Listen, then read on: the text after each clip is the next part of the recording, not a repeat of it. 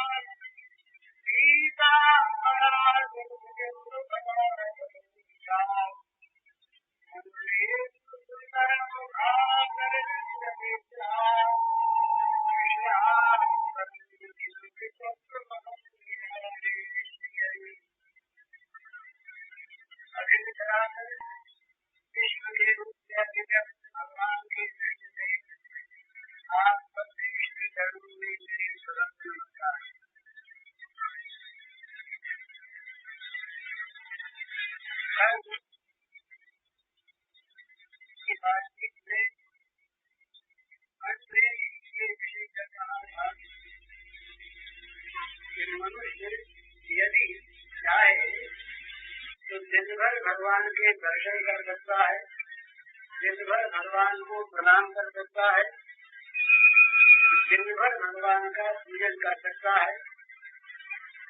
केवल उसे यही देखना है, यही करना है। भगवान है, ईश्वर के रूप में भगवान प्रकट है, सभी के रूप में भगवान की अभिव्यक्ति है। इस बात पर वो विश्वास कर ले, इस सत्य को वो स्वीकार कर ले और बार बार इसका अनुभव करे। इस विषय पर आगे और कुछ कहने के लिए मेरे पास अभी संदेश है। इसके अतिरिक्त एक सज्जन ने लिख करके भेजा है कि मैं कल जा रहा हूँ और मुझे एक विषय पर जानना है। वो विषय इससे तो विपरीत है, पर सभी विषय हमारे यहाँ धर्म सम्मत हैं। तो उन्होंने कहा है कि उस पर आगे कहा जाए, वो विषय है अन्न शुद्धि। तीसरा विषय जो अपने चल रहा है प्रेम का, वो है ही, और उसी के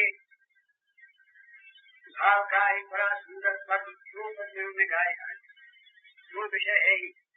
तो थोड़ा सा पहले मैं अन्न शुद्धि के ऊपर कह देता, क्योंकि वो सज्जन यहाँ बैठे होंगे, वो अपरिचित है, मैं जानता नहीं, तो वो मेरे पास करके भेजा था, तो वो कल जा रहे हैं। हमारे यहाँ शास्त्र का ये वचन है, आहार शुद्धि।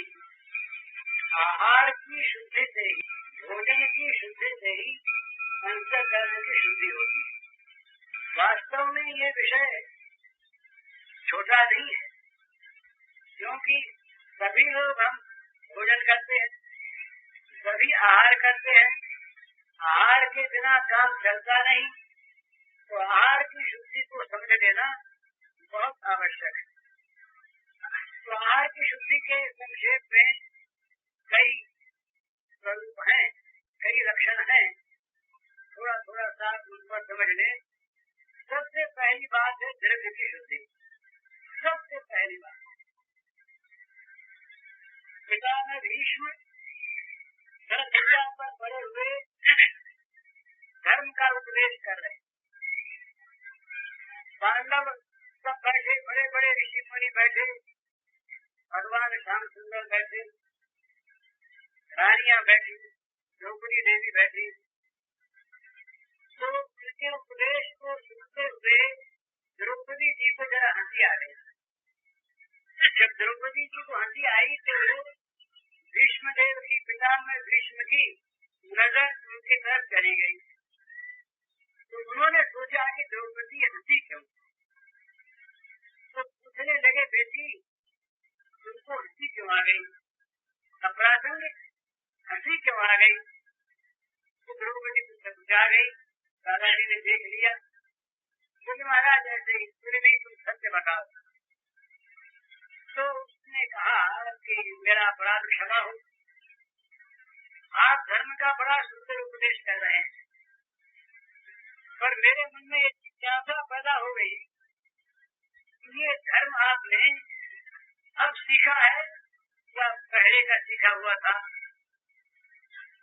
तो भीष्मदेव ने कहा, क्यों पूछती हो ऐसी बात? द्रौपदी बोली कि जिस समय मेरी साड़ी उतर रही थी, जिस समय राजसभा के अंदर आपके सम्मुख मुझे एक वस्त्रा को नग्न करने का प्रयास किया जा रहा था और मैंने आपसे प्रश्न किया था, उस समय आप कोई उत्तर नहीं दे सके। आज ये धर्म का उपदेश तो मालूम होता है आपने ये धर्म की बातें पीछे सीखी। कोई बेटी ऐसी बात नहीं, सीखी हुई तो मेरी पहले की है। उस समय मेरा अंतःकरण अशुद्ध हो रहा था, क्यों हो रहा था?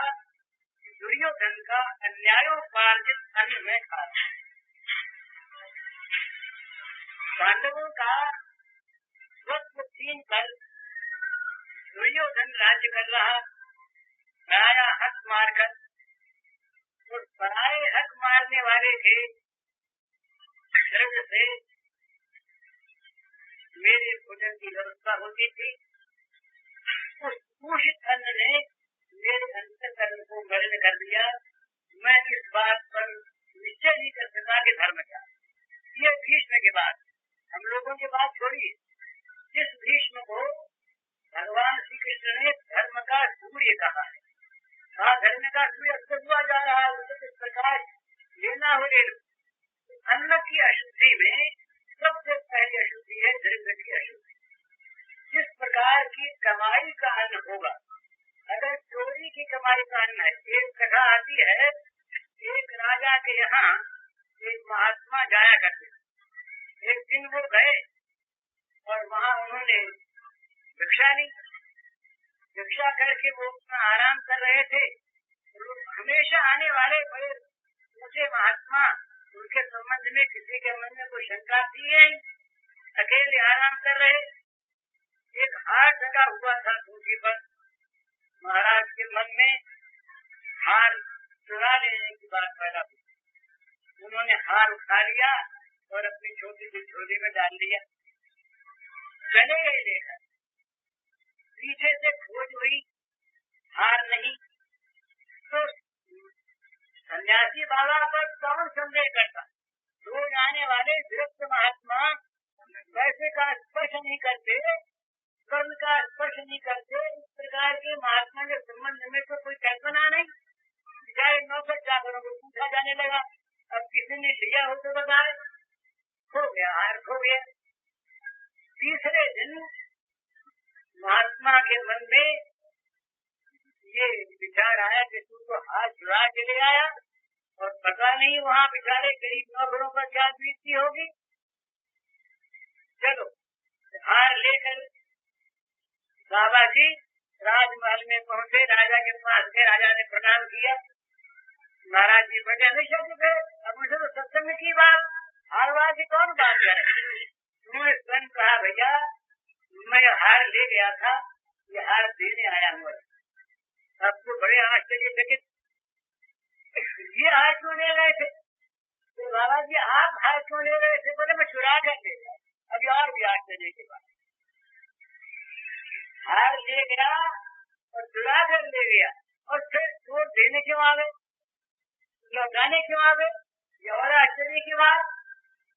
तो बाबा जी ने कहा कि देखो हार तो तुम ले लो, और मैं अवश्य हार को चुरा कर ले गया था, मैंने कोई विरोध नहीं किया।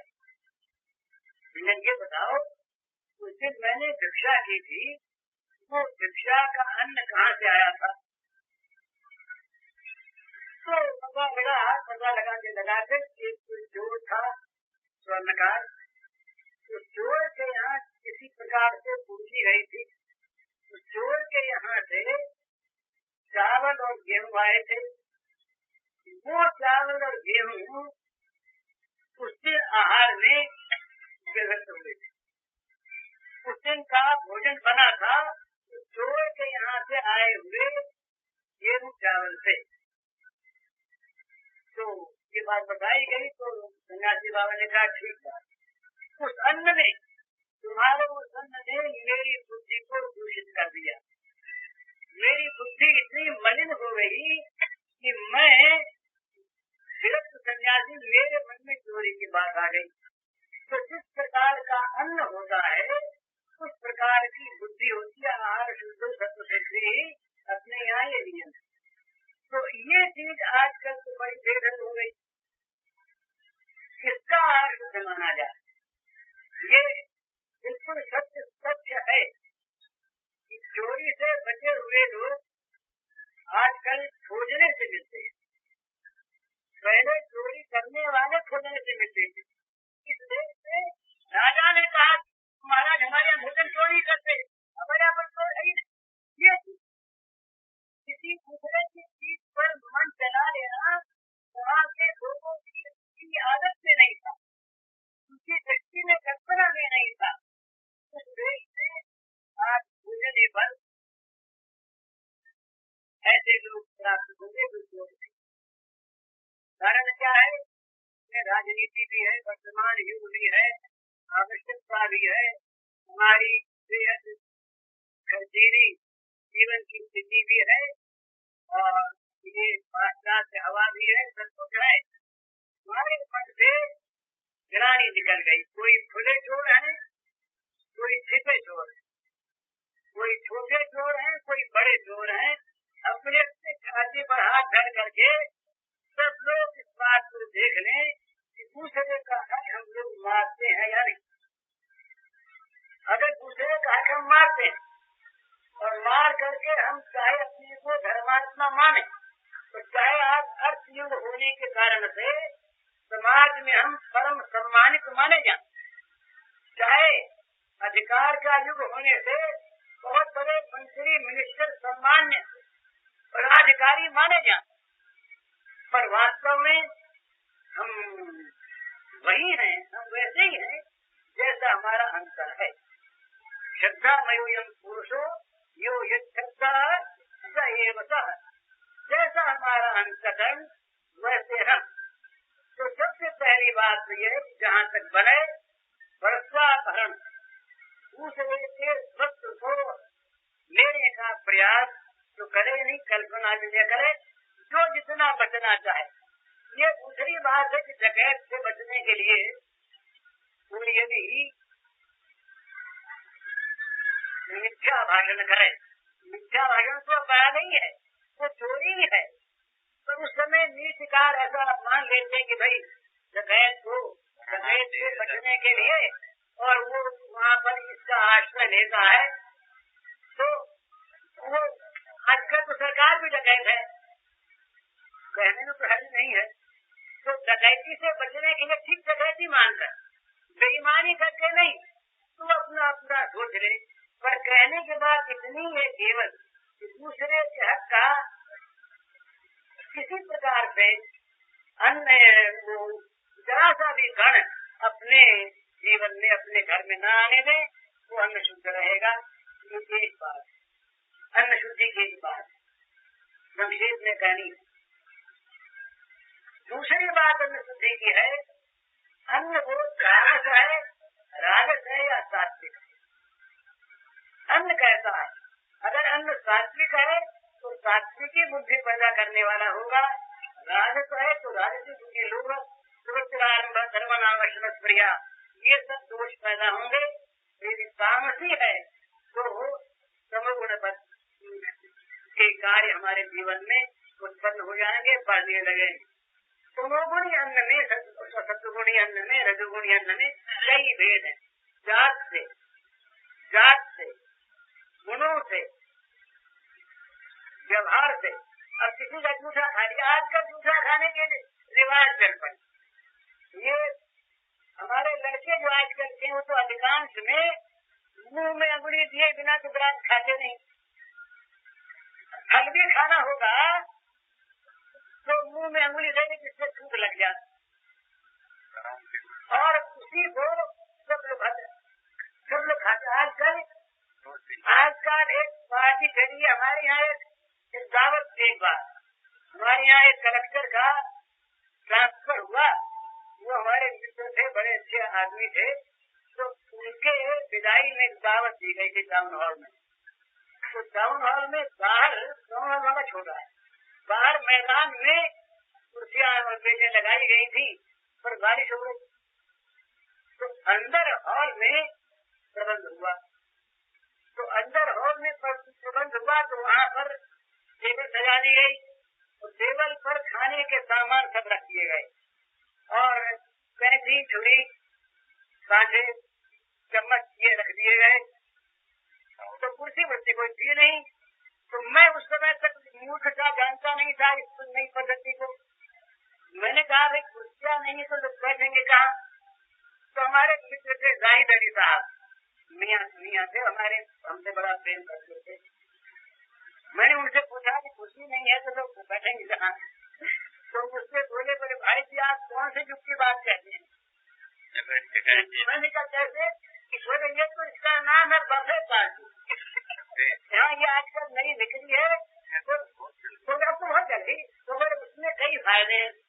थोड़ी जगह में काम हो जाए, न कुर्सी लगानी पड़े, न पर्दा लगाना पड़े, न हाथ धोने की दिक्कत, न कुल्ला करने की दिक्कत, कुछ नहीं, और झूठ पड़े नहीं, घूमते रहे इसके चारों तरफ, और जिसके मन में जो आ गए उठा के खा लिया, चम्मच रख दी, कांटा रख दिया, कटी हुई चीज सारी फिर काम आ गई। तो पूछन पड़ी नहीं है इकोनॉमी की दृष्टि से भी, अर्थशास्त्र की दृष्टि से भी, बड़ी लाभ की थी, खान की दृष्टि से भी, और परोसने वाले की जरूरत नहीं। तो परोसने वाले आने साथ ये दो, उनका समय नष्ट हो, उनकी शक्ति नष्ट हो, तो अर्थ की बचत, समय की बचत, श्रम की बचत, ये बड़ी।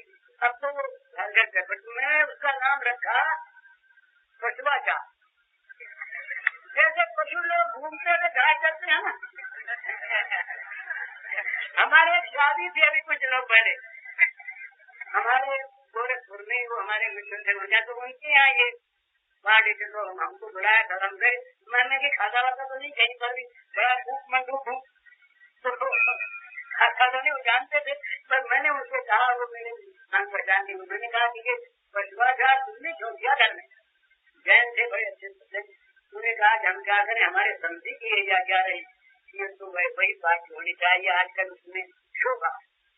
तो ये क्या हो गया, ये क्या हो गया? अधर्मम धर्म में दिया मन बता सर्वाखान विपरीता बुद्धिता कामसी। जब बुद्धि तमसा छंद होती है तो अधर्म को धर्म मानती, पाप को पुण्य मानती, बुरे को भला मानती, भले को बुरा मानती, उस बुद्धि का परिणाम है। लेकिन एक बात याद रखिए, किसी की भी जूठन खाना और किसी को जूठन खाने को देना, ये दोनों नैतिक अपराध हैं, ये दोनों स्वास्थ्य की दृष्टि से अपराध हैं, ये दोनों धर्म की दृष्टि से अपराध हैं, और परमार्थ की दृष्टि से भी अपराध हैं। तो इससे अन्न की शुद्धि चाहने वाले को जूठन नहीं खानी चाहिए। ये दूसरी बात। तीसरी बात, वो चीज नहीं खानी चाहिए तो तामसिक। आजकल वो बड़ी बुरी चीज चली, जूठन तो आ ही गई, जूठन के साथ प्याज लहसुन भी आ गया।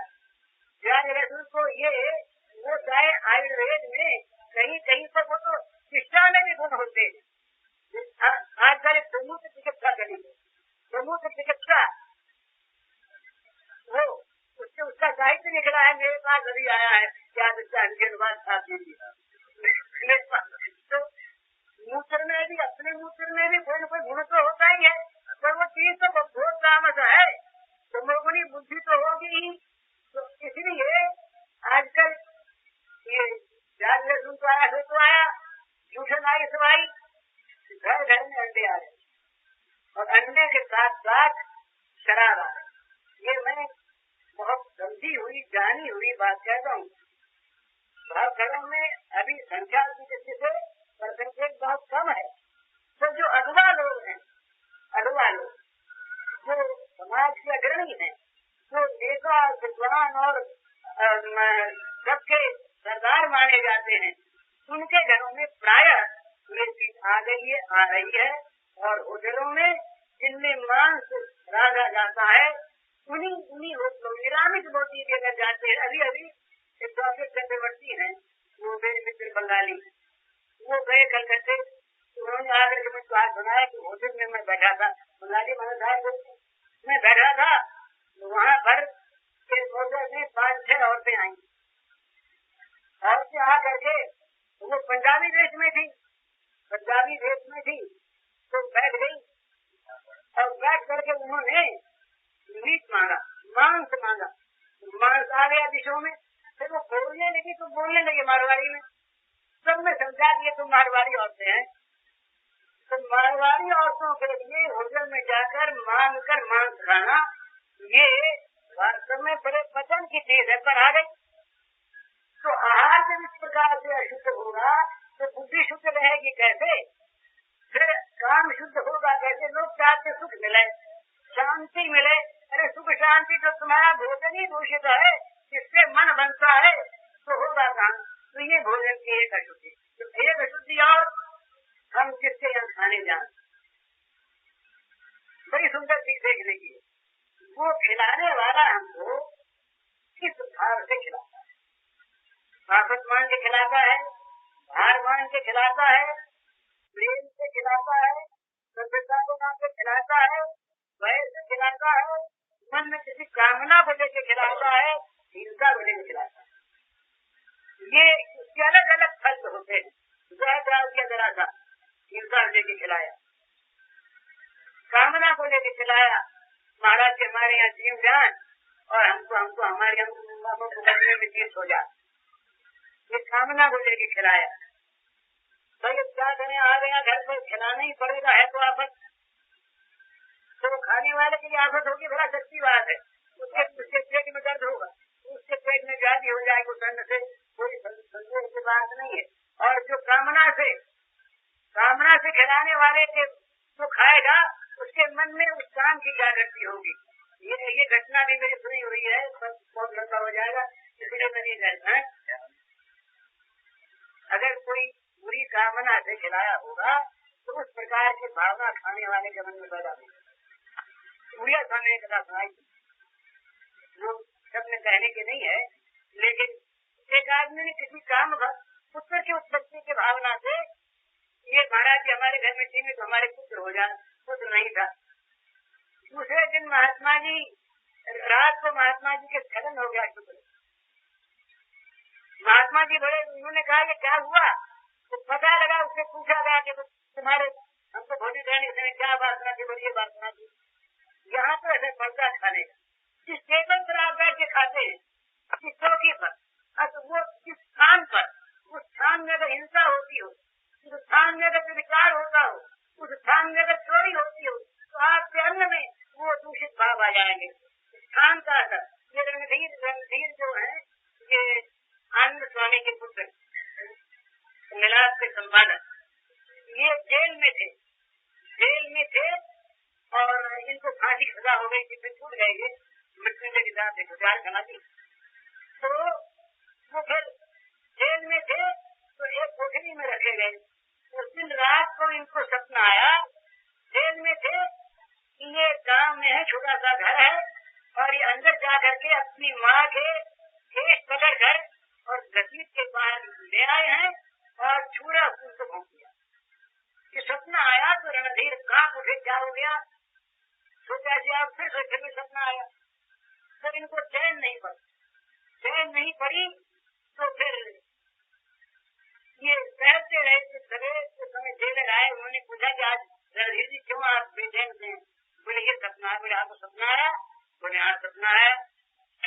तो उन्होंने बताया कि कल तक इसमें एक कैदी था जो कल गया फांसी हुई है, वो अपनी माँ को इसी प्रकार से मार के आया, इसमें वो 23 दिन तक रहा। उस कोठरी में उस माँ को मारने वाले के रहने के कारण से ऐसे संस्कार हो गए उस वातावरण में कि निर्दोष रणधीर के मन में इस प्रकार का दुर्भाव पैदा हो गया। ये स्थान पर असर पड़ता, हम लोग सोचते नहीं। हमारे यहाँ कहा पार्टी के साथ मत बैठो, चोर के साथ मत खाओ, उसके बिछोने पर मत सो, शराब पीने वाले से बात मत करो। क्यों? उससे झंडा नहीं है आत्मरक्षा। अपने बचाव के लिए ये सब करना आवश्यक है।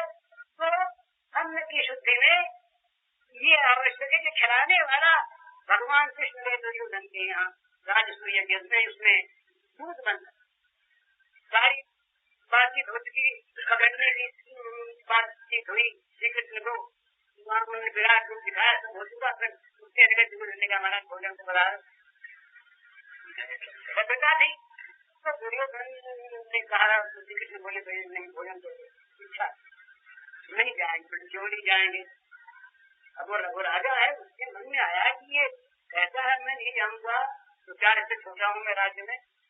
और संबंध था दुर्योधन की लड़की से श्री कृष्ण के लड़के का विवाह हुआ, ये संबंध लड़की दुर्योधन ये संबंध था। महाराज क्यों नहीं खाए, ऐसा सीधा उत्तर दिया करता था कि दुर्योधन की गोद की बंद हो गई।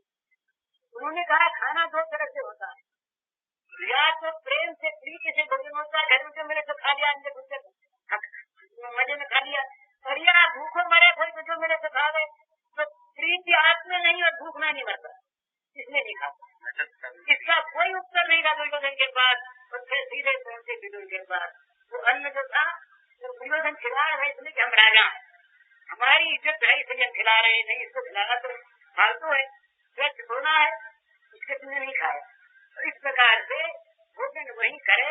और हर एक बार रसोइया ने भोजन बनाया, अब वो मनी मन को रहा बड़ी आफतदारी, इतने आदमियों को बनाना है, और ये बनाओ ये बनाओ ये बनाओ। अब वो क्या करें, बेचारे का जी नाराज, मन में क्रोध क्षोभ, खाने वाले क्षोभ आवेगा मन में, सबकी बात। इसीलिए हमारे यहाँ कहा है कि माँ के हाथ का खाओ, पत्नी के हाथ का खाओ, बहन के हाथ का खाओ, क्योंकि वो बीमार भी होंगी तो भी अपने पुत्र का पति का स्नेहवश मंगल चाहेंगे, तो उसमें अमृत होगा, उसमें अमृत होगा। और जहाँ भक्तिपूर्ण है वहाँ तो भगवान ललचा जाते हैं, बोले हम तो भैया सबरी जी के पेड़ खाएंगे। अरे महाराज सबरी जी के पेड़ में क्या रखा, हमारे यहाँ भोजन करुणा ऋषियों में पूरे गाना उसी के क्या बात है। पत्रम पुष्पम फलम सोयम योग में भक्ता प्रियति तदम भक्ति प्रियता। तो भक्तिपूर्वक प्रेम पूर्वक से दिया हुआ होता है, उसमें होता है अमृत। वो चाहे सुखी चीज हो उसके अंदर भरा रहता है अमृत, उसके खाने से अमृत मिलता है, तृप्ति मिलती है, रस मिलता है। भगवान भी उस रस के लिए लालायित रहते हैं। तो भोजन की शुद्धि में ये थोड़ी सी बातें कही गई। अब समय बता देना, आधा घंटा हो गया होगा, कितने 10 मिनट बाकी है। तो दूसरी नहीं, जब कौन से गए कल वाले धर्म दर्शन की कहें या एक प्रेम का भेजन आगे है। तो यहाँ एक बात है बड़ी सुंदर बात। ये प्रेम जो है ये अनंत समुद्र है। इसमें जैसे समुद्र का जो तल है वो तो होता है सदा सर्वदा प्रशांत।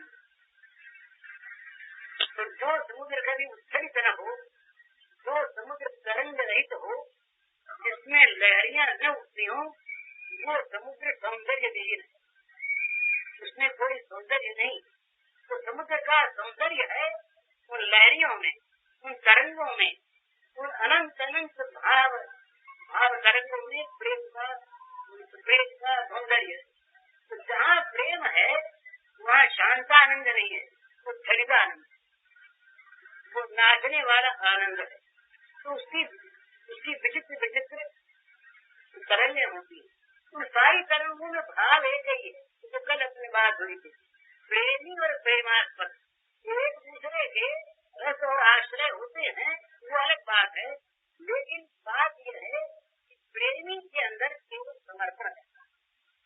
तो समर्पण के विभिन्न भाव हैं। तो उसमें एक भाव ये समर्पण का है, बड़ा अच्छा। हाँ, ये सूत्र में आया था, अनुभव रूपम अविच्छिन्नम अनुभव रूपम। प्रेम का सार कभी टूटता नहीं, कभी नहीं टूटता। जो प्रेम कभी घटता है, रुकता है, बिकता है, वो प्रेम नहीं है, वो तो प्रतिक्षण वर्तमान। जहाँ चाह है, जहाँ बदला पाना है, जहाँ कुछ लेना है, वहाँ प्रेम घटेगा, वहाँ प्रेम घटेगा, मिटेगा, रुकेगा। पर जहाँ केवल देना ही देना है और देने में परम सुख की अनुभूति है, उसको सुखी देखकर, तो देने में देने का अभिमान नहीं है, बल्कि देने में प्रीतम से प्राप्त हो रहा है, इस प्रकार की अनुभूति। प्रेम में 4 बात है। प्रेम देना जानता, लेना नहीं जानता नहीं। प्रेम में प्रेम ही अपने देते रहने पर भी अपने को न देने योग्य मानता है और न देने की वस्तु मानता, अपने पास की वस्तु मानता है। दूसरी बात। तीसरी बात, प्रेमी ये मानता है कि मेरा प्रेमास्पद इतना उदार है, इतना विशाल हृदय है कि वो मेरे बिना दिए मुझको देने वाली या देने वाला मानता है, तो मेरे प्रति प्रेम करता है, स्नेह करता है और मुझसे मिलकर सुखी होता है। ये तीसरी बात। चौथी बात, प्रेम जहाँ से अंतर का होता है वो गुप्त रहता है, प्रेम का ज्ञापन नहीं। तो 4 बातें प्रेम के लिए आवश्यक होती है। तो इन्हीं 4 बातों को लेकर के विभिन्न भावों से प्रेम की धर्म को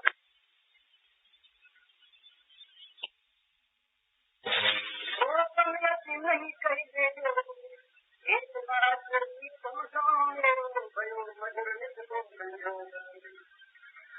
मन की बात मन ही भर जाए, गोपन अति नहीं कही दे एक बार प्रिय तमसो मेरो भयो मधुर तो संयोग। मन की बात मन जानता, मन की भाषा नहीं होती भला। सोमंगल सदा कोई पाई, राम ने सीता को कहलवाया प्रेम के बाद। तुलसीदास जी बहुत थोड़ा बोले, तो जो बोले तो असली बात बोल गए। सीता ने पूछा हनुमान से कि मेरे लिए कुछ कहलवाया सरकार? बोले हाँ, एक देश कहलवाया। तो क्या कहा है? तो कहते तत्व प्रेम कर मम हरु तोरा जानत सियाए मन मोरा। तत्व प्रेम कर मम हरु तोरा जानत सियाए मन मोरा। सो मन रात सदा कही पाही जान कृष्ण नहीं। एक जो भाई में वो कहते हैं, वो ये प्रेमास्पद प्रेम के विषय न होकर आश्रय बन जाते हैं, प्रेम को प्रेमास्पद बना लेते हैं। ये प्रेम का स्वभाव।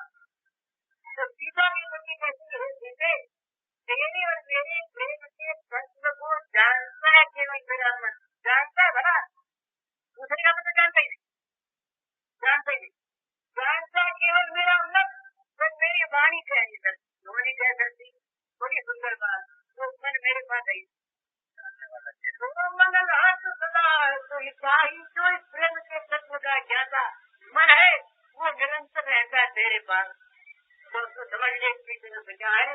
तो मन की बात मन ही भर जाने, प्रेम के तत्व की बात मन की समर्पण के मन जानता है, उसका विज्ञापन होता और ये कहीं नहीं जाती, किसी से कहीं नहीं जाती। तो हुआ क्या? इतने में संकेत से कहती है एकमात्र प्रियतम से, प्रियतम की विभूति से नहीं, प्रियतम के ऐश्वर्य से नहीं, प्रियतम के द्वारा मिलने वाले सुख से नहीं, प्रियतम की विभूति से नहीं, प्रियतम के ऊंचे पद से नहीं, प्रियतम के किसी प्रकार के गुण से नहीं, गुण रहितम कामना रहितम, केवल मात्र प्रियतम से। प्रियतम से मेरा संयोग नित्य का हो गया। कैसा हो गया? मधुर हो गया, बड़ा मीठा संयोग हो गया। तो मिट्टी सकल ममता जगती, खुले सकल माया के बंध, रयो न कितम प्रभु कछु बनु, रयो एक प्रिय को संबंध, अनन्य ममता विष्णु। भगवान में प्रेम में क्या होता है? सारी ममता सब जगह से बटुर कर, सब जगह से निकल कर एकमात्र प्रियतम में जाकर केंद्रित हो जाती है। ये प्रियतम ही मेरा, ये प्रियतम ही मेरा, इसके सिवा मेरी कोई वस्तु नहीं।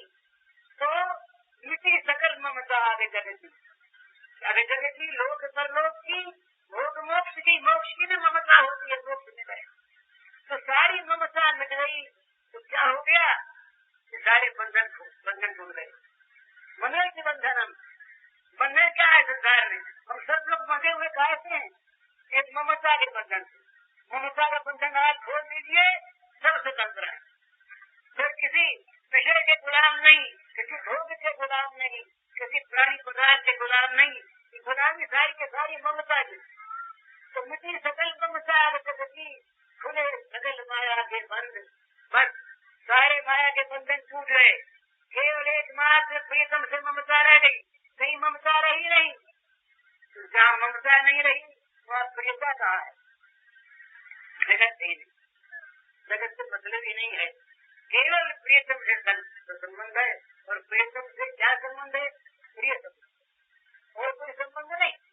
प्रेम संगत ममता है वो, और किसी हेतु से, हेतु से ममता नहीं है, जिससे हमको सुख मिलेगा उसकी ममता होती है, वो नहीं। केवल त्याग मूलक प्रेम जो है, उस प्रेम जनित वो ममता है, और कोई ममता का कारण नहीं। तो फिर क्या हो गया, नित्य पर पूर्ण रहे। तो इसलिए ममता राम सो समता सब संसार, राग न दोष न दोष सुख साथ भय भगवान। जहाँ भगवान में ममता होती है वहाँ जगत के द्वंद्वों में समता होती है। जहाँ द्वंद्वों में समता हो गई वहाँ राग द्वेष नहीं रहे, जहाँ राग द्वेष नहीं रहे वहाँ पाप नहीं रहता, पाप नहीं रहता, दुख नहीं रहता। और ये बंधन ममता का कथा कि दास भय भगवान। तो रहो न कितम करो कछुअपनो, रहो प्रिय को संबंध, निज पर पूर्ण रहो जग में, दिन दिन मेरो प्राणी पदार्थ। कहती है बड़ी सुंदर बात है, प्राणी पदार्थ इन्हीं में ममत्व का संबंध होता है। तो वो कहती है उनको छोड़कर निज पर पूर्ण रहो जग में, दिन दिन मेरो प्राणी पदार्थ। कोई भी प्राणी पदार्थ एक उनके सिवा मेरा रहा ही नहीं। तो अब क्या है, तुम्हारा स्वार्थ क्या है, परमार्थ क्या है, बोले बस वही कही, वे ही परम स्वार्थ है मेरे, यही मेरे सर्वोपकार। सारा स्वार्थ मेरा वही है, उनसे स्वार्थ साधन नहीं, स्वार्थ वही है, वही स्वार्थ है, और वही मेरे सारे परमार्थ है। तो तुम्हारी जो चीजें थी तो चीजें उनकी हो गई। मन तिनको मत जिनकी रति में जिनकी ही विषय हो सब ज्ञान। मेरा मन उनका हो गया, मेरी बुद्धि उनकी हो गई, और उनकी प्रीति में सारा जो ज्ञान का अभिमान था वो मिट गया सारा का सारा। निश्चित करे तो जिनकी ही पूजा ये था। अब ये बहुत सुंदर चीज, गोपन पूजा होती है। गोपन पूजा में प्रेम नहीं होती है, उन प्रेमियों का भगवान को अंतर्यामी होने से तो पता रहता है, सर्वांतर्यामी रूप से बाहर पता नहीं रहता। पूजा होती है, अर्चना होती है, मधुर खाने को मिलता है, सब मिलता है, पर कहाँ से मिलता है ये पता है, क्यों पता नहीं। वो प्रेमी अपने को इतना छिपा रखता है कि कहीं प्रियतम को पता लग गया तो प्रियतम जो है वो अगर जान गए इस बात को तो वो मुझको सुख दे बिना रहेंगे नहीं। और कहीं उनके द्वारा सुख मिला मुझे और मेरे कहीं सुख की चाह पैदा हो गई तो सारा आदमी नष्ट हो जाएगा। तो इसलिए वो कहते हैं कि वो छिप छिप कर बल को विसर्जन करते हैं। शुचि पूजा, जिस पूजा से केवल प्रियतम की पूजा के सिवा दूसरा उद्देश्य नहीं, वो पवित्र पूजा है। और जिस पूजा में और कोई उद्देश्य है वो पूजा उतनी पवित्र नहीं, पूजा सारी पवित्र नहीं है, पर उसको प्रेम राज्य में अशुद्धि कहते हैं। पवित्र पूजा है क्योंकि उसमें कामना का कलंक आ गया। फल कर और फिर नवनव फल पूजा पद्धति, ये महाराज भागवत में माखन चोरी लीला, माखन चोरी भगवान चोरी करें बड़ी बुरी बात, चोरी करना बहुत बुरी बात। चोरी की कहीं पर कोई भी किसी प्रकार प्रकार से समर्थन की बात नहीं मिलती। चोरी चोरी है, चोरी परित्याग करने योग्य, पर माखन चोरी क्या चोरी है क्या? ये तो नवीन पूजा पद्धति है। एक दिन के बाद मैया सही भिड़ो रही और लाला खड़े तो लाला के मन में आ गई माखन। जरा देखा ऊपर आया हुआ बढ़िया था, तो लाला के मन में आ गई जरा सब चले। तो मैया ने उधर जरा मुख किया, मैया जान गई, तो इन्होंने उठा मैया ने कहा कन्हैया क्या किया थे यहाँ पर खा जा रही बोल गए मैं अपने बहुत खड़ी देख रही। उसके मन में आया क्या यशोदा कितनी सुखी है, इस लाला की चोरी को देखकर जानती है कहीं मेरे घर आऊं, कहीं ये प्राणनाथ मेरे घर आऊं और मेरे घर आकर के सुखते से घर में घुस जाए और मैं इनके लिए बढ़िया से बढ़िया मक्खन निकाल करके रखूं नवनी और चोरी करके खाऊं और फिर ऐसा करूं और आनंद आवे।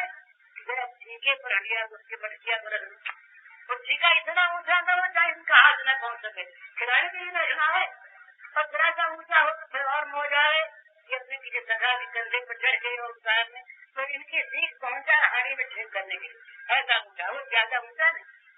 तो वो भी मन में लोग मैंने प्रार्थना करी, श्याम सुंदर कभी मेरे क्या मेरा ये नैवेद्य ग्रहण करोगे इस प्रकार से। अरे वो नैवेद्य देने वाले तो बहुत होते हैं के ऋचाओं से, ये नैवेद्य ग्रहण भगवान ने स्वीकार कर लिया। अब तो घर घर बात फैल गई, आज उसके कल उसके परसों उसके, अब गोपियों की नई नई उमंग, नया नया चाह, तो ये नित्य नव नव पूजा पद्धति, ये नई नई पूजा की पद्धति प्रेम में पूजा की पद्धति पुरानी नहीं होती।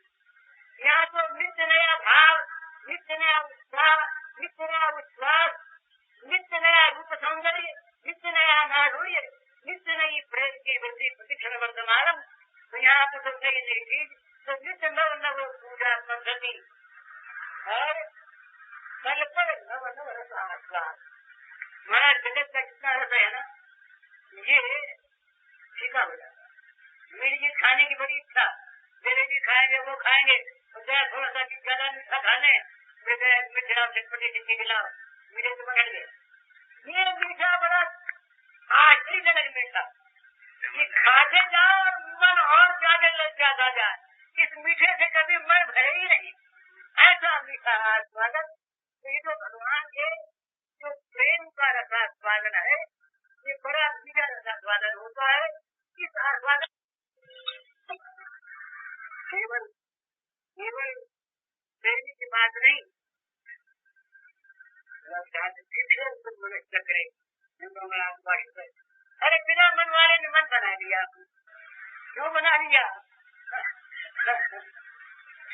तो बना लिया वो आत्मरमण करने के लिए, अपने स्वरूप का मुद्रण करने के लिए। ये दूसरों का जो राज था ना महाराज, ये न तो भोगियों का भोग रमण और न योगियों का योग रमण है और न ज्ञानियों का ज्ञान रमण है, क्योंकि वहाँ काम का तो प्रवेश नहीं उधर आते नहीं। और ज्ञानियों का ज्ञान रमण भगवान क्या करते, ये तो स्वयं ज्ञान स्वरूप है, योग स्वरूप ज्योति स्वरूप है। ये है उनका प्रेम वितरण, प्रेम को बांटना। ये प्रेम वितरण का नाम है रास। नवीन अपने में ही प्रेम, अपने में ही वो प्रेमी रमेश सुंदर विक्रमा भगवान ने किसके साथ छेड़ किया। जैसे कोई बच्चा किसी दर्पण में अपने रूप को देख करके उसके साथ खेलता है, इसी प्रकार भगवान ने अपने साथ अपना खेल किया। अब खेल के मन में आ गई तो बन गए रमणिया, और खेल किया तो खेल में स्वाद आया। ये स्वाद विषय स्वाद नहीं, ये उसके तो इसके साथ कल्पना करना पाप है, अपराध है, उसकी कोई कल्पना नहीं। ये तो इसीलिए गीता इसने भागवतकार ने राष्ट्रपंचाध्यायी में पहला शब्द रखा भगवान, भगवान पिता रात्रि। इन्होंने राष्ट्रपंचाध्यायी पर बड़ी सुंदर टीका दी। और भागवत तो हमने इनसे पहले इन्होंने हमारा बड़ा उपकार किया। ये पंडित जी जो है ना, ये हमारे सखा हैं, गुरु हैं, मित्र हैं, सब कुछ है। बम्बई में था, मैं 40 वर्ष पहले की बात, 45 वर्ष पहले, कभी हमको भागवत सुनाया करते, बड़ा रस देते, जिन्हें बड़ी सुंदर चिंता लिखी है राज चिंता जानी पर। तो राज चिंता जानी का पहला शब्द है भगवान। ये लीला भगवान की भला, ये पहले समझ के चलना आगे। ये किसी मनुष्य की लीला नहीं, ये किसी भोगी की लीला नहीं, ये किसी कामी की लीला नहीं, ये तो साक्षात ईश्वरी संपूर्ण भगवान जो है, उन भगवान की अपनी लीला है। योग माया उपासक, यहाँ योग माया के द्वारा वो समान नाट्य मंच की रचना होती है। योग माया के द्वारा ही सारे खेल होते हैं। योग माया क्या है? भगवान की अपनी शक्ति, स्वरूपा शक्ति। तो इसमें प्रेम में ये उपांगनाएं क्या करती हैं? एक भाव ये कि अपने प्रेम को छिपा कर, प्रेमास्पद को भी मालूम न हो जाए ये प्रेम करते, बल्कि प्रेमास्पद ये देखने और ज्यादा आकांक्षा की। उसने कहा कि हमको दुखी देते हैं, सुख देते रहेंगे तो क्या होगा कि वो कभी भी मन में उत्साह नहीं होगा उनसे सुख पाने का। प्रेम तो रहेगा ही, तो वो कहते हैं कि वो सुख देते रहे, उनके द्वारा कभी सुख न मिले। यादें तो जगह उठे कभी वो मन प्रिय सुख मिले की तरह, या सुख न मिले प्रियतम प्रेम हो, जाते जगह मन सुख काम पूजा सदा छिपाऊंगी, जाते छिप छिप निरखूं सब राम। छिप छिप कर छवि निरखने में जो आनंद है वो मिलना नहीं। किसी ने पूछा कि मेरे चाहते हो या संयोग? बोले मेरे चाहते। अरे विरह में संयोग में तुम्हारा समय की बाधा है, काल की बाधा है, क्षेत्र की बाधा है, तो पद्धति की बाधा है, न मालूम क्या क्या बाधाएं हैं। और उसमें वियोग में कभी भी तो तृप्ति नहीं, समय की बाधा नहीं, काल की बाधा नहीं, क्षेत्र की बाधा नहीं। अपना मन माना भगवान के साथ खेल हुआ। तो इसलिए वो वियोग में रति है, संयोग भी रति है।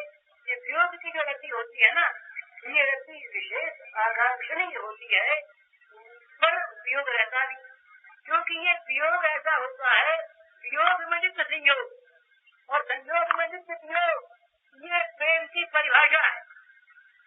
वो मिलन में नित्य अमिलन का भय रहता है, कहीं मिलन घट न जाए। अरे घट गए क्या, निकल गए क्या, गए।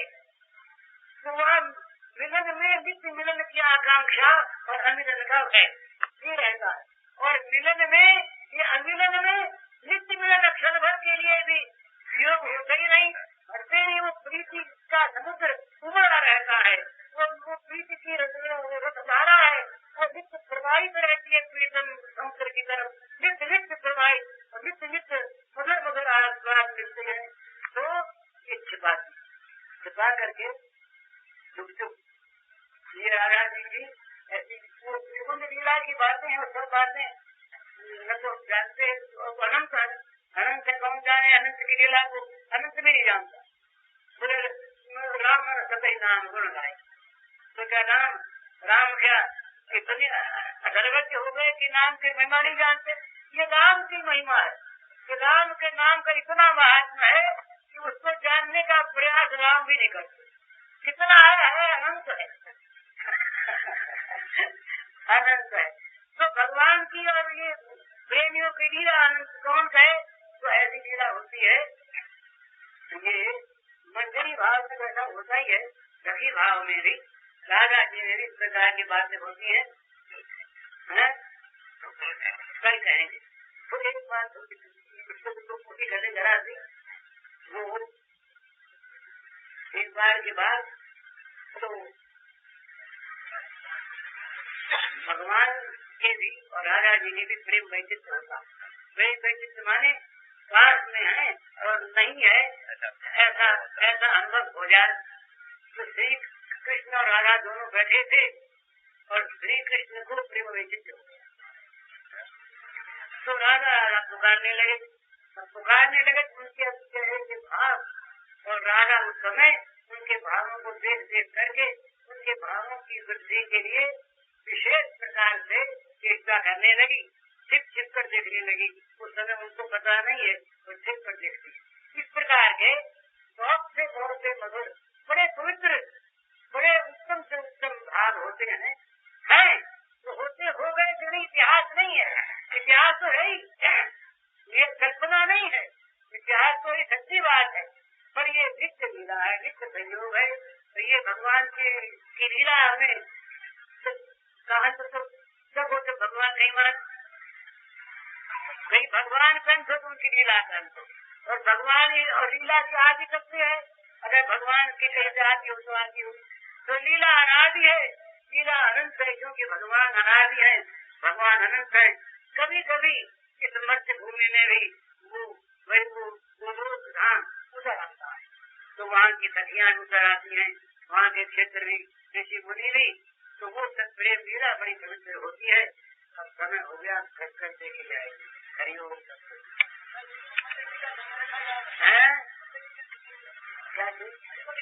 हरिओम की महाराज का समय कल करिए जरूर। कौन सा समय ठीक रहे? इसी समय